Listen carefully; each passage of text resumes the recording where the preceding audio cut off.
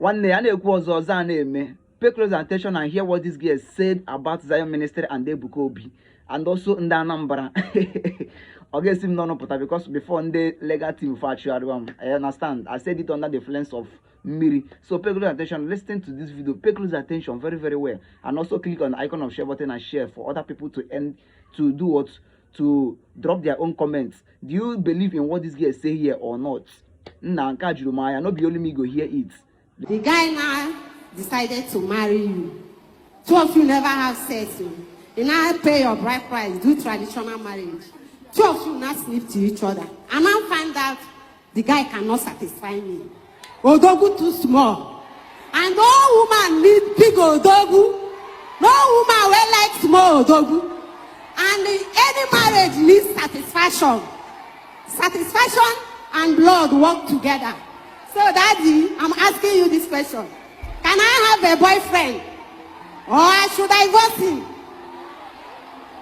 Are you married? No, sir.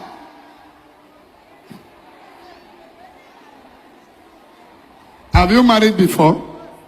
No, sir. No, sir. How do you know small and big, Odogu? Supposed to know. I'm a good boy. I'm not a virgin. How many boys have you dated before? Onitsha can't see be done none of Onitsha before. So only me I before Onitsha.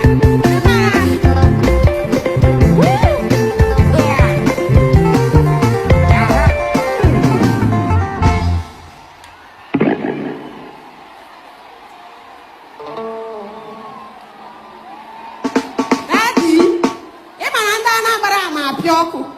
Pia ozole. Na put your mic. I need a single program. Anambra ma bioku. And oya Anambra kancho. Ha me tinye ha me.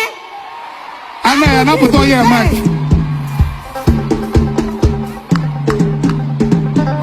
Oh, now if you were kiku about the video. Emechakura go egwu you done and there's a york.